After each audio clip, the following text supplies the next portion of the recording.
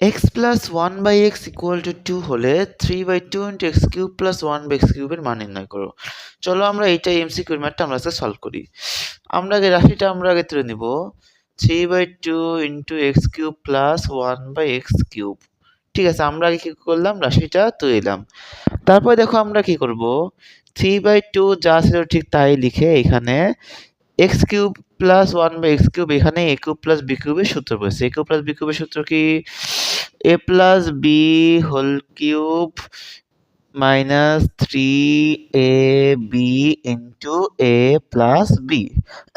ঠিক আছে, তারপরে দেখো 3/2 যা আছে ঠিক তাই দিয়ে তারপরে হচ্ছে এক্স প্লাস 1 এক্স এর মান কত, 2, 2 এর উপরে কিউব মাইনাস 3 ইন্টু 2।